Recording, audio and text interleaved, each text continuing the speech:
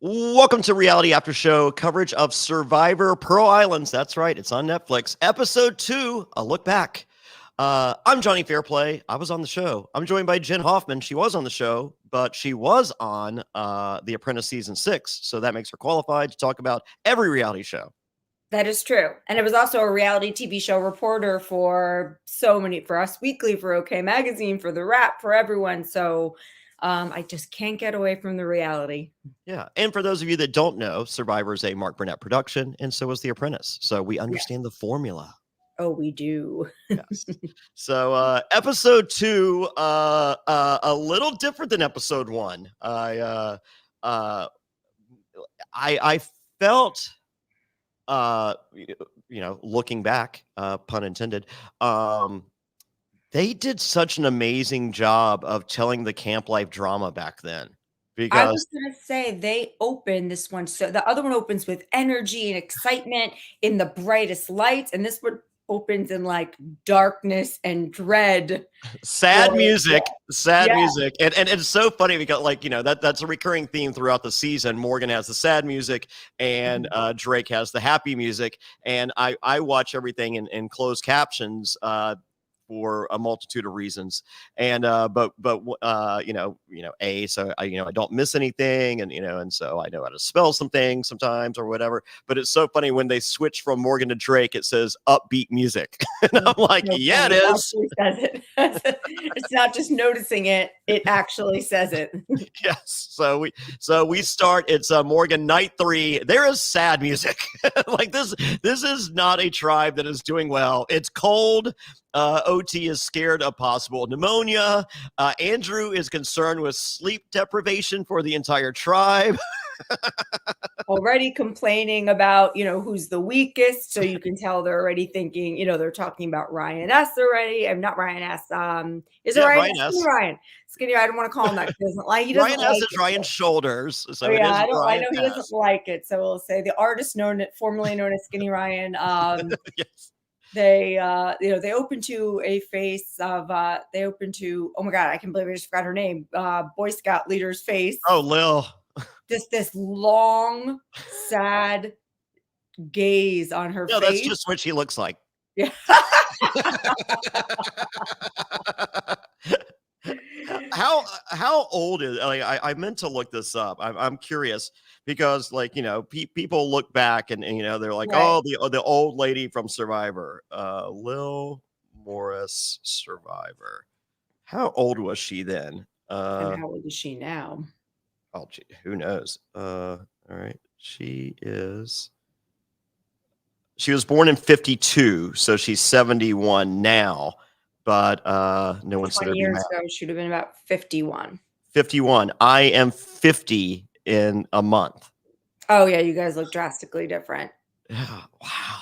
At 50, people look all different sorts of ways at different ages. It's that hard living back then. Boy, times have changed. Times have changed. People really do. If you look at even like how, we've been doing Traders, and you've been doing a great job with the Traders podcast. There's plenty of 50-year-olds on there that look like fantastic. Yeah. And, you're 50 about there and, look drastically different than the 50-year-olds of 2003. Wow. So, yeah. So 71 years old. When's let's see. When's Lil's birthday? April 3rd. Happy early birthday. I probably will not be telling you happy birthday on your birthday. So yeah, go ahead and work that in now. So peek behind the curtain here, Jenn Hoffman. On my tribe, because they don't show this, I am the first one to fall asleep every night and the last one to wake up. Oh, look at them. I need a cushion. My chair's so uncomfortable. I'm like, I need a tuffet to sit on. So I was the first one to go to sleep every night and the last one to wake up every morning. And I would literally dream the next day of Survivor. Oh, wow. So I would dream the conversations that people were going to have with me and my responses to them. And they would literally manifest. I would have those conversations that I dreamed the day before. It's funny. It does maybe come up later in the season when someone tries to go after you Oh, much later, which yeah. we can talk about later. But right now, Drake is doing so well that they don't even care if people sleep in a little bit or are sleeping later, or at least not to the cameras. Yeah, well, Rupert does. Rupert, so this friendly edit that Rupert gets throughout, Rupert would wake up every morning and complain that no one did anything, that everyone was lazy, and then he would take the spear for like 4 to 6 hours with his own camera crew because he had zero social skills. Mm-hmm. And then come back with aquarium size, smaller than my hand fish. I have a 75-gallon tank on the other side of that wall with bigger fish than Rupert would bring back. But then cut to Krista and Sandra going, Rupert's the provider. And that's his edit is Rupert fishes. We love him. We thank him. But in actuality, we didn't like Rupert because Rupert would yell at us for being lazy and doing nothing all day, even though he wasn't there to see it and lacked the social skills to interact with us all day. And Burton would go out with that spear and catch like 2 10-pound fish that could, and do this within 10 minutes and not be gone with the spear that everyone else could use. So But far, Rupert, that's one of the most interesting things I've learned from you is that Rupert, who I also, as a viewer, got that impression that he's like this hardworking, like almost hero, like the team needs him of the show. He got the hero edit. It's like that they wanted to give him. And, I got suckered in by it. I was a Rupert fave. I still do like Rupert, but when I get the behind the curtain reality of it from you and find out that's not what was happening, although sometimes your opinions are tainted a little bit by they are, we all are. It's all of us. All of us have our So, but also factor in the fact that, like, even though Sean and I got along out there, Sean's an asshole. Yeah. So, if you're comparing Sean to Rupert on the tribe, it's like, as I said, I got along with Sean fine. And, and Rupert was a quote unquote provider with aquarium sized fish. It's like, all right, which one? If you had to take one of them to the island with you to survive a few days, though, who would you take? Burton. Not Sean nor Rupert. You had to choose between Sean and Rupert. Burton by a long shot is my answer. Burton's dead. He's not an option. He's been voted off. If you have Sean, that happens. If you have Sean or Rupert, who do you take? Who do you keep? So my mindset then was I was attempting to play the end game at the beginning. So I was going after the alpha males. Like, Burton's my first kill. If Burton goes to the other tribe, Rupert is my first kill. And like, that's how I want those alpha guys gone because I was worried for like a Colby run. And I wanted to be able to stop that alpha male. And I noticed the unlikability of Sean, and I'm just like, I could get along with Sean for 30 some days. And then I found out that I couldn't. But so if you ask me out there, I'm willing to cut Rupert for Sean because I know it's an easy win at the end. Because, in spite of us not appreciate, I felt like Rupert could potentially plead a pretty good case at the end. I felt I could beat him, but I knew Sean was just an immensely easier win. And go with the sure thing. I mean, you got the 2 girls at the bar, and one of them's uncomplicated, and one's kind of a prude. The uncomplicated seems like the winner of the evening. Got it. Understood. All right. It's interesting just to hear some people are playing a day-to-day mindset. Some people are playing the long game. So you're playing the long game. Here. I'm playing the long game. Yeah. So I played a very aggressive game. Like that was my mindset going in, was to play an aggressive game and go after those alpha males. So, but then when Burton comes back, that kind of changes the whole dynamic. But we'll get there, when we get there. So we learned from OT that Skinny Ryan's best day is nothing compared to OT's worst day, but it's not a diss. And I'm like, I feel like that reads as a diss. It does. It definitely did. I thought that was like a shot fired, like for sure. Yes, it very much is. So fast forward to the Drake tribe. We have the happy music. Sean's loving it. You know, he's breaking down trees, and we see Sean with the machete cut.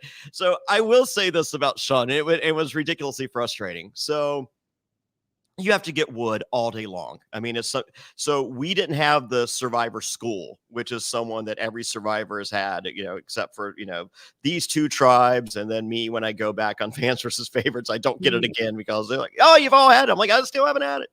So we didn't know how long to boil water for, but someone heard that you boil water for 50 minutes, 50.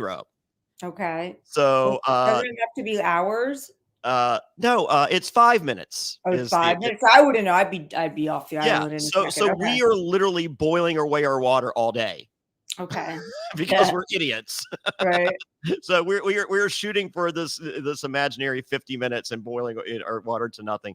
So in order to boil water nonstop, you have to have a fire going nonstop, and you must procure wood nonstop.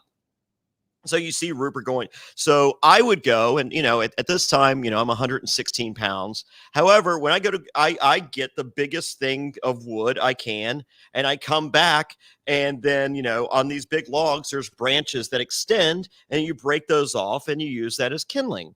Right. Not Sean. Okay. I would walk back. I'd have this big log. I could barely walk, and Sean would come back with his hands like this, and I'm like, what's that? And he goes, kindling. And I go, we can break kindling. He goes, no, this is ready to go. Much like his Armani versus Armani exchange suit, he doesn't know the difference between the real thing and essentially a dupe of what is. Yeah. That was frustrating. Yeah. So, I mean, because he's a big boy. So, right. Yes. So, Rupert loves going out for hours with the spear. We learned this. There's happy music, but we also learned the spear tip is loose, everyone. So when you do go out with the spear, make sure you're always keeping an eye on, you know, after every shooting of the spear. It's a little bungee cord type apparatus. Always check the tip. If it does come off, it's going to drop right there. It's easy peasy. But also know this: it's my spear. Rupert does say it's his spear, his bag, his spear. He later says it's his island, his hammock when we do get the treasure chest, his pillow, his adventure. He uses all these words. Right. So you can see Rupert kind of how he sees this game. It's his game. It's his show. Foreskin. What do Johnny Bananas and Rupert have in common? They both call me Johnny Foreskin. So yes, we ate so much that we're literally full on day 4. That's insanity.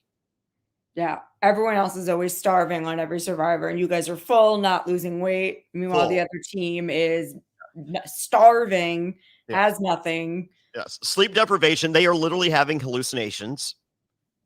So what you're gonna learn, I don't think it's said on the show, but what you will learn. So we have no coconuts on our island.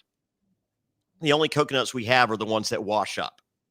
So we have no coconut trees anywhere on the island that we find. We did find a mango tree that we went like around this time. So we never go back to it because we're idiots. I don't know. It was a bit of a walk, but we do have a mango tree.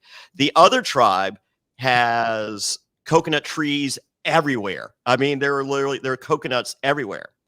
However, this is a 16-person season. So 2 tribes of 8. Out of the 8 people on the Morgan tribe, apparently none of them have ever had a coconut in real life or gone to a grocery store in which coconuts were available for purchase, because they literally, and I'm not kidding here, Rhino, OT, and Savage spend all day long taking brown or ripe coconuts, throwing them at the coconut tree, trying to knock out the green coconuts because those are the ripe ones. The brown ones are bad. Isn't it the brown ones you can drink the water from, and the other ones are okay. Yeah, no, the green ones give you diarrhea. Yeah. They are throwing out their arms and shoulders with the ripe coconuts, knocking out unripe coconuts to give themselves diarrhea. Wow. So it's funny. That tribe didn't just get like a messy edit. They really were. Yeah, They really we did called it Jenny Craig Island. That's so funny. that was what we called their home, Jenny Craig Island. So because they're just nonstop giving themselves diarrhea. Poor Morgan. So, it gets worse. But that's where they are at this point. So going into the reward challenge, Ryan Shoulders explains that the tribe perceives that he did not give 100% last time. And even though he did give 100%, he's going to try to give more today. And I'm like, I don't know if that's possible, Skinny Ryan. if you gave 100%, where's this extra percent you're going to find to present? Right. When people say I gave 110%, I'm like, I don't know. It's not possible, but okay. Yes. Right. So, and all right. So today's challenge is full reward. There's 5 treasure items, and you have to dive down to get these, put them in a chest, and bring the chest to shore. And when you did, you just have to show that that there's the that you have all the items. Each tribe does win at this point a shovel and a key. The shovel is to dig. The key is for a treasure chest. The winning tribe will receive 1 of 3 clues to where the treasure is. And the winning tribe gets to loot 1 item from the other tribe because this is a pirate-themed season. This is one of my favorite twists in all of Survivor. It's a good one. It's super savage, especially if you have one team that's doing so much better than the other. It's great. And you also get to like case out their whole camp and see how they're doing. Oh, we're gonna there's a lot more involved to this than even that. So, but we'll get there. This is Sandra's first time sitting out of a challenge. This will be a recurring theme. We do refer to the bench that Sandra sits on. Most survivors refer to that as the Sandra sit out bench. So aptly named after our queen. So this is her first time sitting out, and we see the challenge begins. Burton goes down, and in one breath of air, gets his item, opens the chest, puts the item in the chest, swims back to shore. Skinny Ryan, on the other hand, is out there 20 minutes. So I could see you, Jenn Hoffman, asking yourself, hey, Jenn Hoffman, asking myself, why wouldn't their fearless leader, Andrew Savage, go out and swim to do this challenge first to kind of set the precedent? Well, Jenn Hoffman, I'm happy to answer that for you. Andrew Savage wears contacts, so he doesn't want to go in the water. Oh, that's interesting. How are you going to play a game on an island where there's water if you can't go in the water? Yeah, I too have contacts, but also in my medical chest, I have backup contacts and contact solution, much like Andrew Savage. Interesting. So weird that he wouldn't go out there and do that, especially because he is, I mean, they have Rhino, and they have I always forget his name. OT? Yeah, they have OT. OT can't swim. Oh, I thought he said he could. No. He learned how to swim right before he went out there, and he did not learn how to swim. So that will become an issue later. We get the Mayday. What they don't show is I believe Burton holds Burton has to save him, but the cameraman is actually holding him up for Burton to come save him. It's bad. Oh God. Okay. So they have Rhino and the women, and that's about it on this one. Yeah. Yes, they got Rhino. Well, you got Ryan Shoulders, who the meanest editor, like showing him with the snot coming down and all. Oh yeah, they cut him on the bench, like looking sad with the snot coming down. Yeah, I mean, like of all the shots, they just really wanted to nail that one home. It's just like, yeah, this guy sucks. Yeah. Oh, poor Ryan. Okay, but don't worry, he's given 107%, perhaps. So, we Ryan Shoulders takes 20 minutes, gets one item, but doesn't get in the chest. It's too much. He brings it to shore. Next, we get Rhino's penis, but it is digitized. Oh, and the Netflix one, it is digitized? Okay. Yes. Rhino's Pepsi can soft penis. Which I have not seen. which we have no confirmation here from Jenn Hoffman. So we also get Lil's granny panties. So Krista's are not a lot better. The panty game has changed in 21 years. Oh yeah, clearly. Quite a bit. Yes. Yeah. Like my fiance does not own a pair of granny panties. Yeah, I don't think I did until recently, and that's just a whole other reason and a whole other story. But fair enough. So my peek behind the curtain. My fiance doesn't own a lot of panties. I don't either. I don't really wear them, so I most of the time don't. Yeah. Yes. So so we get all of our items in the chest. The entire tribe has to go out to bring them in. You see me walking behind the tribe and the chest because it was heavy and I really didn't want to do it.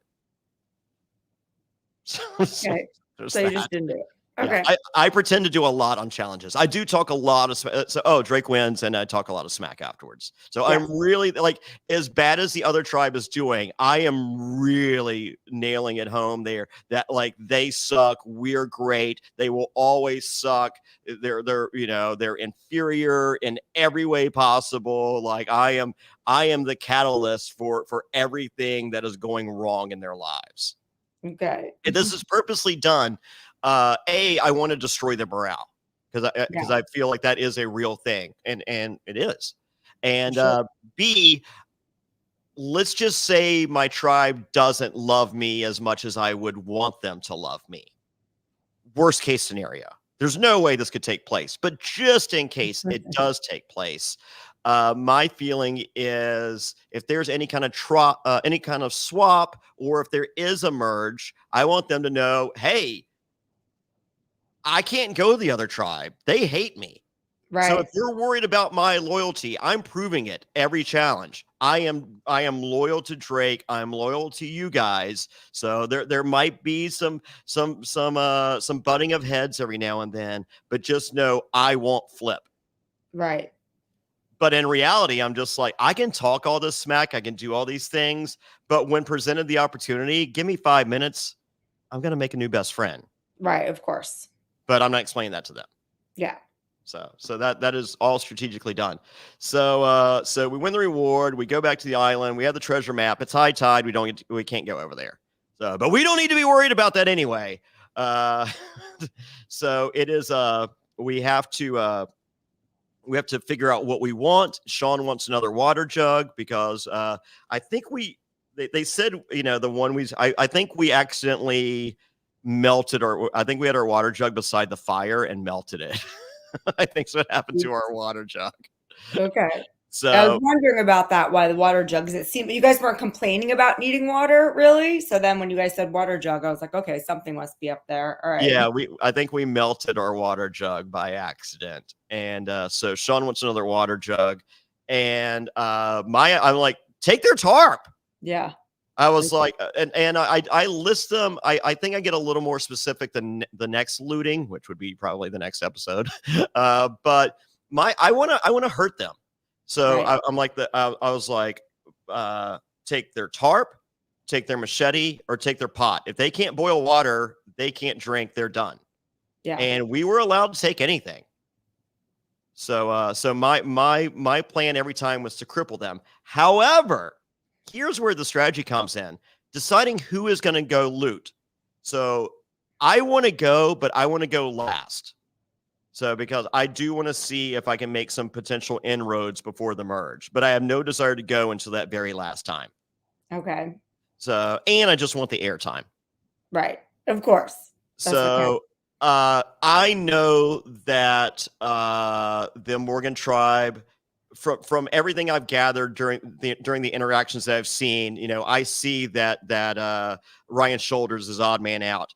I see the almost misogynistic tone between Andrew Savage, Austin and OT to they're guys, and they would love to have a Burton or Sean as to complete what they're missing. Right. So if Sean goes over, they're going to tell Sean what he needs to hear, and Sean would definitely buy what they're selling. Yeah. I don't need Sean to go over there. Burton, not as much. Like he's not like an ego-driven guy like Sean is. However, Burton is aware that of the dynamic of the Motley Crew that does make up the dynamic of Drake. He doesn't love that. Right. He could see himself working more so with an Andrew Savage or an Austin and a Rhino. Right. So I don't need him going over there. Rupert, I trust, but he shows later that I can trust him, but just in case, I'm not rolling the dice. So I need Sandra, who at this point has limited interaction with any of us on our tribe. I don't foresee her going out of her way to align herself with the other tribe, and I'm correct in that assumption. Right. Exactly. So, and also Rupert, you have Rupert saying you don't have to hurt them. You don't have to hurt them, meaning he wouldn't take their tarp. He doesn't want to do that. So you have to send someone over who will. Sandra will be savage enough to take it. Yeah. Well, I'm hoping. I wasn't positive, but I felt she understood the assignment, and boy, did she. Oh yeah. So Sandra's chosen. So at this point, it's not shown on the show. The Morgan tribe, they don't know our names. So they have nicknames for us. Okay. So Burton is Welcome Back Cotter because of his black afro. Sean is Fabio, also Flavio, because they don't perceive him to be as strong as he believes himself to be. So they call him Flavio. They call me Motor Mouth. They call me something. They don't like me. They really don't like me. Rupert, I think they call Rupert and Blackbeard and Grizzly Adams. Grizzly Adams makes sense. They call him Grizzly Adams. I don't know if they bothered with with Michelle and Trish, but we are told that when Sandra comes over, they go, "Who's this Iranian guy destroying our shelter?" Oh my god! So her name was Iranian guy. Oh no!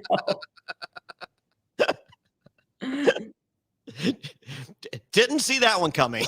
No, not especially not the only woman who they didn't see who could speak Spanish to procure all the items that you needed is now the Iranian guy. Great. Yes, there's an Iranian guy to destroying our shelter.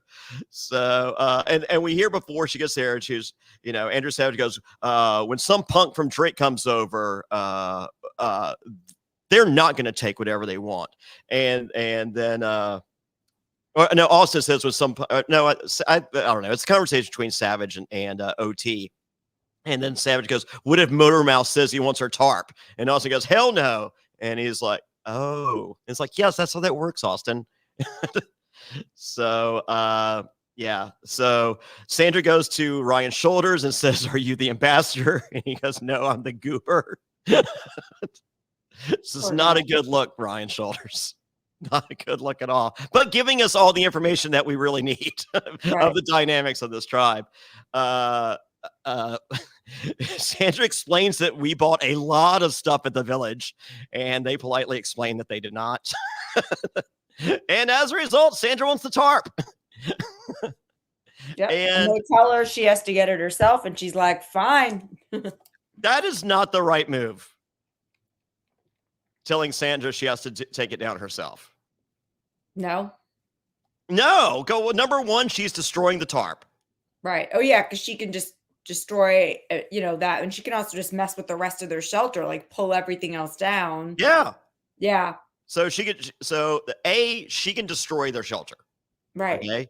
B, she can take as much time as she needs. Yeah. There's no she came to get an item, however long it takes to get that item, because fast forward when this is all done, they're like, we got to rebuild the shelter. Oh, guess what? It starts raining right now because that's the luck of It is so, we are seeing so many scenes of rain. We're not getting that rain on my beach. Wow. They're just like cosmically doomed over there. Yes. So yeah, so that was, and then, the interaction with Tawana, it's just like, hey, can I use your knife? No, you can't. And it's Yeah. like, all right, well, I'll just destroy stuff even more. So yes. So Sandra's a little too snatchy for Dara.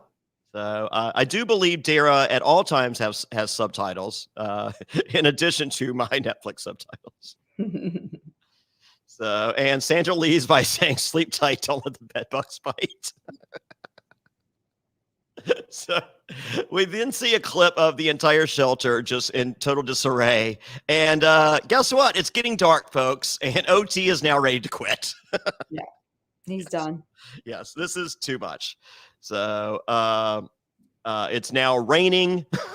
Of course, why wouldn't it be? Tawana asks OT not to quit, so instead of OT helping to fix the shelter, he has to go on a sabbatical with Tawana to discuss quitting or not.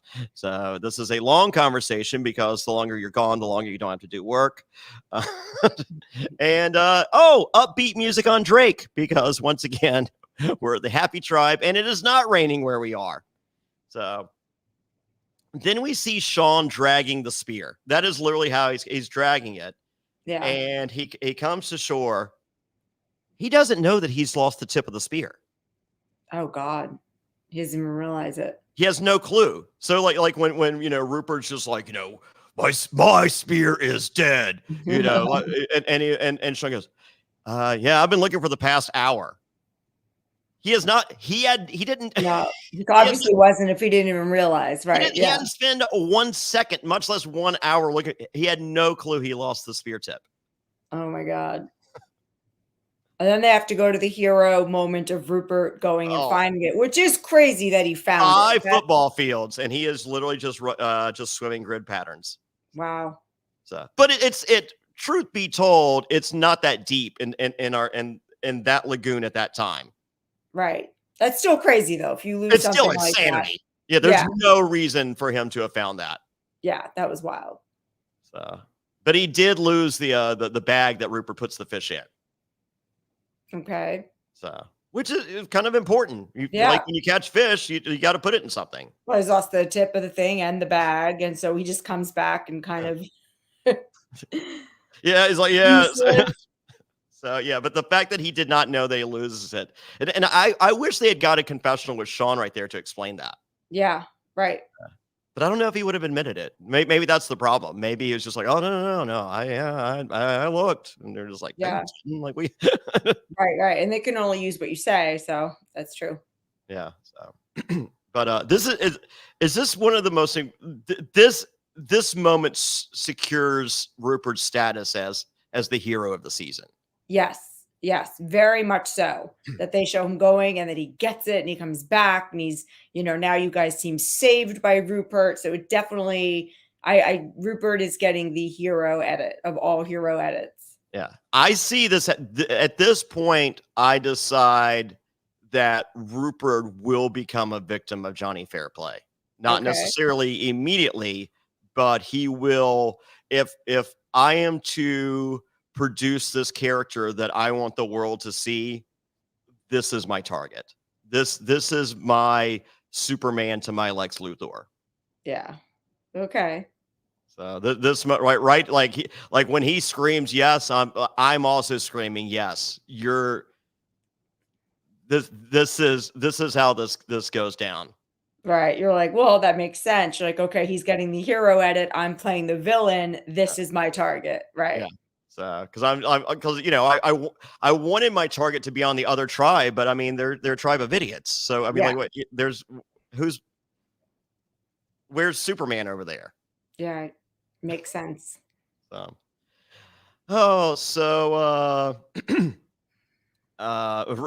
asks where the tip was after Rupert finds it. He explains it was in the ocean.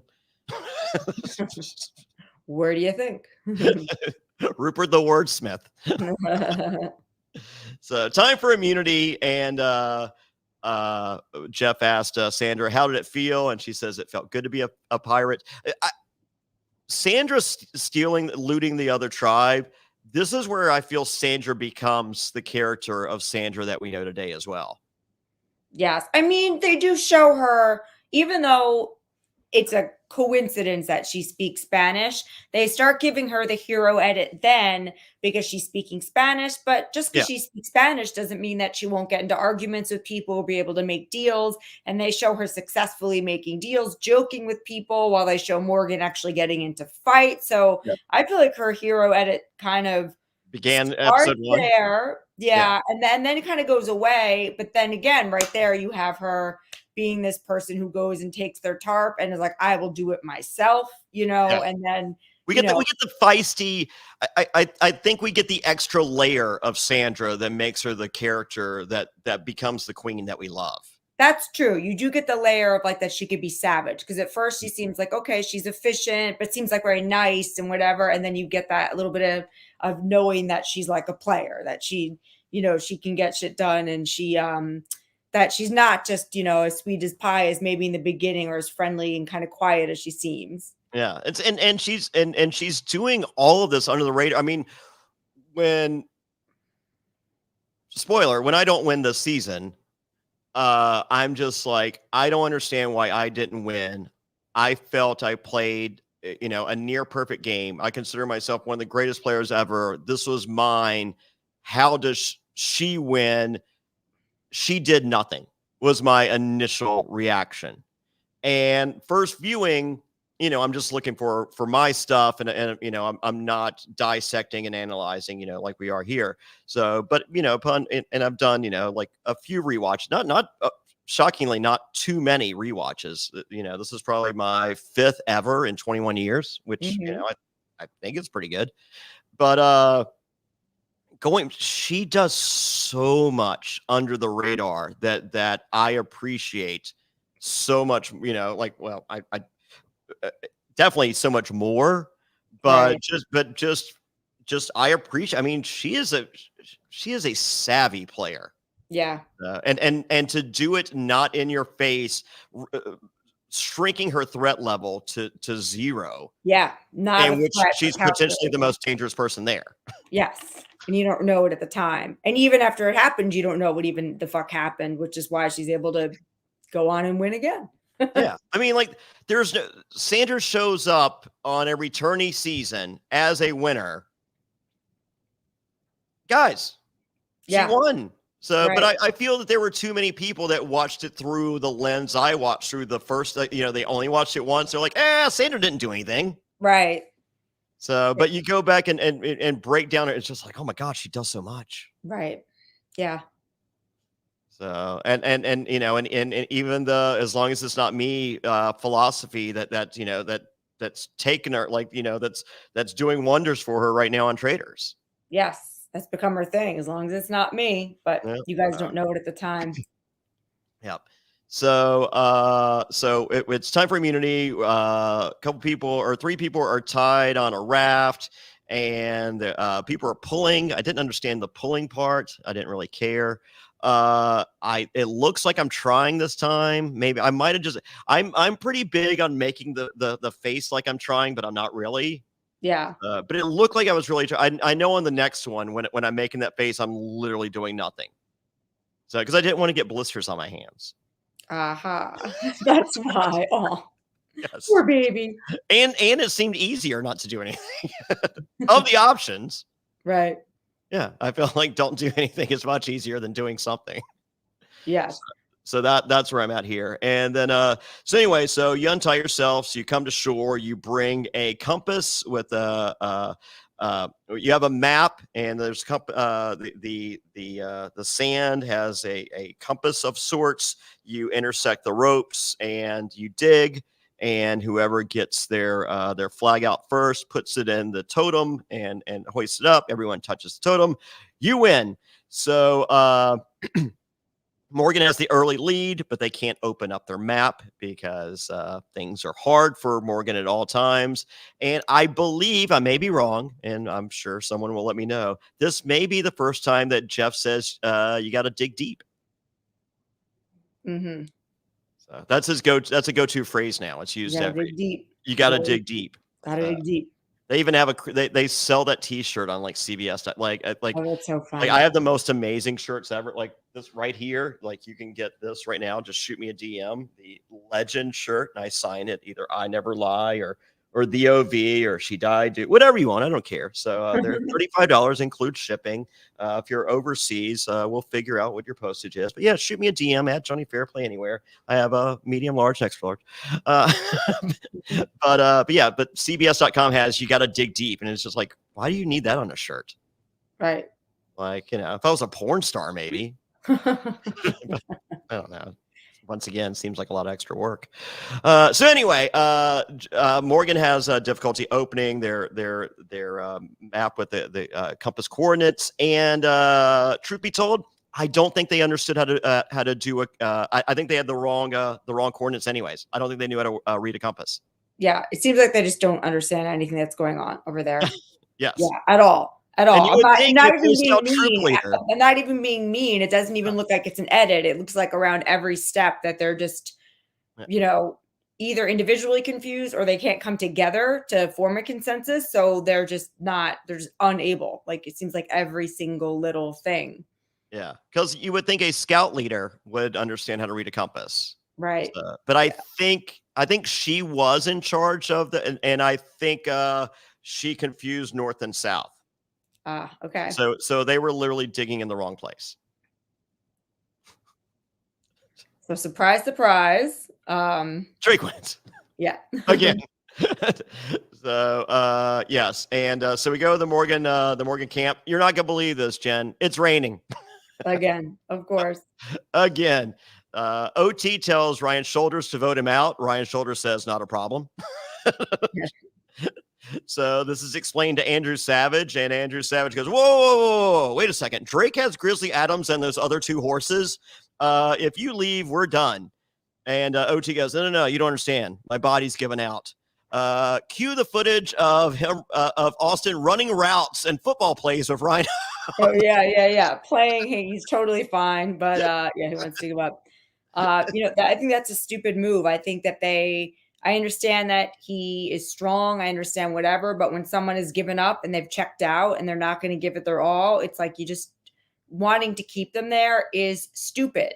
You have, if you want to get rid of another tribe member, then, okay, let this guy vote him out. And then now you have Ryan S. queued up to be the next person to go. Yeah. So it just seems a little silly to me. Well, what they're not showing here, and based on conversations that I've had, with the cast, because we're for the most part all friends. This resignation by OT is short-lived at this point. Oh, okay. So it's just like a little mention, and they're making it much bigger than it is. Yeah, and it's just like, and they're like, you can't quit. He's like, all right, fine. Okay. So, and that's when he, like once he's just like, okay, I'll stay. Like, it's just like, I just got in my head a little bit, it's deflating losing these challenges. And you got that blonde hair kid that keeps screaming at me every time, telling me I'm a loser. Like, it's a bit much to deal with. But OT processed it and he was like, okay, I'm good. And he's like, you sure? He's like, yeah, I'm going to go run some football routes out here. It's fine. Yeah. So watch this. I'm going to do the end around or whatever they call. I don't know. There's terms for the plays. I would have no idea what those would be. I don't know. So So time for tribal. Jenn Hoffman, sleeping's tough on the Morgan tribe. And Jeff goes, well, why do you think it's so tough? And Andrew Savage politely explains, well, Sandra took our tarp. And Jeff goes, yes, but that was yesterday. Right. So what's been going on all this time before that? Right. Yeah, but Jeff, I'm kind of siding with the Morgan tribe on this. They haven't whittled a new tarp in the 24 hours that their last one was taken. Right. Yeah. And that's a tarp is a pretty big deal. Right. It's pretty much impossible. Right. Yeah. Yeah. Well, I mean, you can do it with the palm fronds and stuff, but a tarp is a game changer. And they're already having difficulty. They were having difficulty with the tarp. So no tarp, life's not easier. Right. So, and they could have fixed the floor in their shelter, but they're running passing routes on the beach. They don't have time for that. Right. So, and they need to do soliloquies for 30 minutes, explaining why they need to be in the game or don't need to be in the game. Yes. Yes. Yeah. It's just, I don't know if it's just an edit, but clearly it's not because they're not getting anywhere, but it just looks like they are doing the least. Yeah. And just not understanding it, like just not understanding what they need to do to survive out there. Yeah, we're constantly like, it helps that we're well fed and stuff, but we're Right. constantly making upgrades for our shelter. I mean, like this will be a conversation on a future episode, with me and Sean going at it, because it's just like, look, our shelter's good, but we can make it great. And he's like, I don't feel like doing it today. It's just like, well, then don't. But we are. Right. Like it's like we have the time. Like, Right. of the options, like, we can literally work together for 45 minutes, have an incredible shelter. Or what do you like? Is there a TV show you need to catch? Like, what are you Right. going to do in that 45-minute time span? And okay, say you don't want to work. You just don't feel like work. That doesn't bother me either. Don't work, but don't stop me Yeah. from working. And don't tell me and everyone else that we shouldn't always try to strive to make camp life as comfortable as possible in a very uncomfortable situation. Right. That makes sense. So whereas the Morgan tribe, they're just like, oh, everything sucks. And that's it. That's the beginning and middle and end of the conversation. Everything sucks. Yeah. That's it. Yeah. And they're hallucinating. So, but don't worry, Lil gives the tribe an A+ for spirit. I see that, but that's because no one wants to be the first person to take a shot at their own tribe. So they have to say something nice, like, we're great, we're good, we love each other, we're a team, because the first person to say something bad is going to be like, oh, you're the reason you've been bringing us down. We know how this show goes. If somebody gives you a reason for everyone to turn on you, like that's the last thing you want to do. So, let's analyze what's wrong with the Morgan tribe. So, morale is at an all-time low. Austin's trying to quit. The shelter is in shambles. They're not eating. Their weakest guy, given 100%, still isn't enough for some of the tribe members. But nope, maybe they should fish a little more. Right. That's. I love Jeff. Jeff is actually pretty funny. He's just like, so that's it. Right. There's the solution to sleep deprivation, hallucinations, losing pathetically. Fish a little more. Yeah. Fish a little more. So, which they do need to do, but that's not going to solve everything. You could tell no one wants to say anything. No one wants to admit what's really happening over there out loud. Yes. In their confessionals, they do, like, you can tell by the look on their face, but at tribal council, nobody wants to admit what's going on. So, but that's the one time you can be honest. And I'm just like, no, it's not. Why do you think that, you idiots? No, definitely not. Australian Survivor, they do believe that, and they are like tribe. So Australian Survivor, they're 90-minute episodes. So tribal council is like 20 minutes. So if you want airtime, you have to talk. Oh, wow. Okay. And I'm just like, well, I guess I won't be talking the last 20 minutes of every episode because that is not in my wheelhouse purposely. No. So, when we eventually go to tribal, it's just like, Jeff, what do you think? I'm like, I don't know, astrological signs. I don't really care. Like, I'm not like weird. I know what you would like to hear right now, and I'm not saying any of those things. So, right. And it's like, well, how will we know as viewers? I'm like, because I've been narrating the entire show. You'll get it there. I promise. Yeah. You'll get it in post. Right. Yeah. Yeah, exactly. Like you don't get it, Jeff, but everyone else has. We're fine. Yeah. It's very careful. It's just like The Apprentice in boardrooms. You have to be extremely strategic in what you say. And also, if you get the narrative your way, it's different because we have Trump deciding, not us, but not really, because in a way, your team decides really who to go after collectively and helps convince him. So it's the same thing. It's like a tribal council. Like that is when you have to be the most strategic about every word that comes out of your mouth. Yeah. And they're long. Yeah. Tribal councils, they're like 2.5 hours. And I have never been a part that I'm aware of, because I can only speak for myself and the conversations that I've had, and who knows the honesty that they're having with me. I've never been a part of a tribal council in which someone changed their vote there at tribal. So if it's locked in before we go, like, and I've never seen anything on the contrary, when I've played, right. What do I need to say at tribal council? Right. That's true. Like anything I say can and will be used against me. Right. So Makes there sense. is no Unless you have some reason. sort of plan to pull some sort of surprise. If things are kind of going your way and you know what's going on, then just be quiet and let it happen. Yeah. And also, when Jeff says that tribal council is the one time that you can be honest, or that's not the case. It's the opposite of the case. Well, it's taken on the premise of tribal council is the one time that the truth is told in your vote. Yes. Well, So that's the true. revealing of your vote right. is the showing of the truth. Right. That doesn't mean you have to tell the truth, but people have manipulated that phrasing to mean that's the one time you can be honest and with immunity, like king for a day. And it's like, no, none of whoever told you that is you misunderstood the rules here. Right. There is no king for a day. There is no immunity for what you say. There like none of the honesty is the revealing of the vote and nothing else. But people have perceived it to mean so much more, and I'm glad some people do, because I love people to dig their own graves. Right.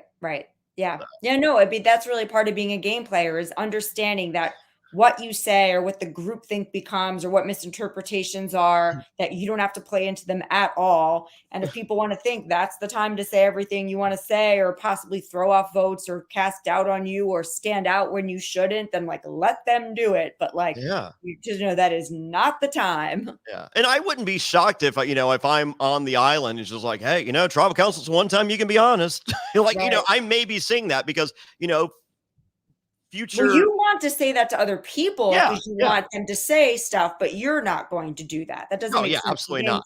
Right. So, and future episodes, I'm sitting there, I am literally telling everyone, no one can beat Lil. Everyone loves Lil. And you say it enough times, I hear other people go, oh my God, no one can beat Lil. Everyone loves Lil. And I'm just like, don't we all hate Lil? And then at tribal council, once there is a jury there, I don't know if there's fear from the current players, looking at the jury.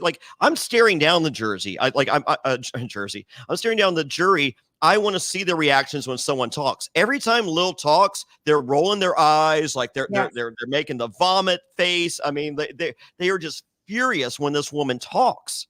Right. And then I'm just you can tell that this idea that you can't beat Lil isn't true, but if you repeat something enough times, people will believe it. So that's the misconception going on with the players. But I noticed that too with the jury, that they're like, oh God, bring up this one more, bring up being, the scout leader. Or bring up how you're such a nice person one more time, and we're gonna throw up. Stop. And they don't buy it. We come back for tribal, and I'm waiting for someone to be like, oh, it looks like the jury turned on Lil. No one's saying that. And so I'm just like, okay, well, let me just throw this bait in the water and see if I get a nibble. And I'm just like, God, man, they love Lil. And then you hear, they love Lil. And I'm like, what? Wow. You guys aren't looking at the jury, are you? I'm just like, this is very valuable information. You guys are idiots. Yeah. So as I said, I'm staring at what else is there to look at? I mean, I guess Jeff was a handsome man back then. Maybe. I mean, they are off to the side, but I mean, I just feel if the jury of your peers decide the winner of $1 million, isn't every reaction to every word important for your knowledge? I would definitely be looking at that. But I think everyone is so busy thinking about themselves and worrying about what they say and what they're what the other. Whereas I'm not saying anything. No, you're just observing the juries to gather information. Yeah. But at this point, okay, so now we're at the end of this tribal council, and OT won't be camping after this, but he won't be not camping tonight because he's still there. And prior to the vote, someone said they wanted to quit. Jeff says, "You want to tell me who it is?" They said no because they have not figured out that tribal council is the only time that you can be honest. Whatever. Mm-hmm. And Skinny Ryan, formerly known as Skinny Ryan Shoulders is voted out, and Austin lives to fight or quit another day. Exactly.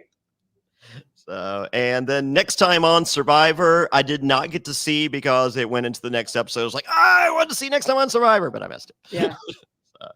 But there's no way that Drake will just win and oh wait, okay. Maybe not. Maybe not. So yeah, I thought this was a fun episode. No, it was a really fun episode. It was good, and it also was a really good juxtaposition of, like a tale of two tribes, and that just something that just keeps going and going and going. They really set up for kind of like the way it was going to be, who was going to get in charge, what kind of edits people were going to get, and the way the tribes were going to exist for the rest of the time was really clearly shown. And a huge difference. I mean, like, everyone's happy that modern Survivor, the new era Survivor, we now have 90-minute episodes because people want in more camp life. Okay, so this is a 60-minute episode, 46 minutes, without commercial breaks. We got 2 challenges, immunity and reward. I don't think they were ridiculously short. So, I mean, I felt like they were the normal time span for a challenge. They had no problem showing camp life and the dynamics inside each camp and explaining characters. You clearly see everything. And this is a great example of the episode of how they do it in 60 minutes. You clearly see it.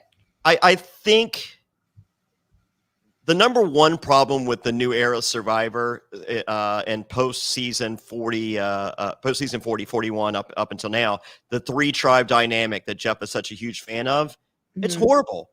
Because there's a tribe that loses every time, so that tribe gets all the airtime.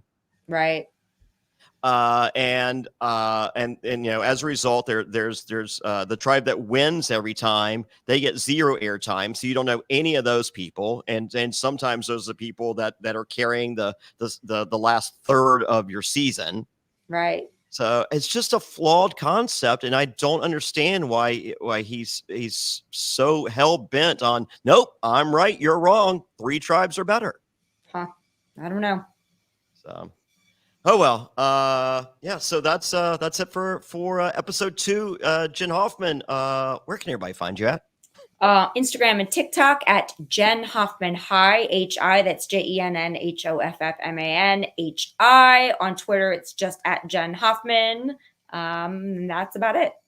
Yes. I am at Jonny Fairplay on all the socials. I will also be in Clearwater Beach this Friday night. That's right. This Friday, the night before the Royal Rumble. Huge news for WWE today. The Rock was announced on the board of directors of TKO. And as a result, he now owns his name again. His name was property. The Rock was property of WWE. They have given him his name, and also announced today that Monday Night Raw, which has been a property of NBC Universal forever, the television rights in 2025 are going to Netflix. Whoa. And as a result, the stock jumped up about $20 earlier today. I have plenty. So, but speaking of which, one of the flagships of the WWE and one of their biggest pay-per-views of the year is the Royal Rumble. It will be in Tampa the night before. I will be in Clearwater, just mere moments and minutes away.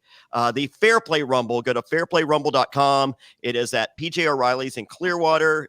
VIP starts from 8, goes to 9, general admission 9 to 2 a.m.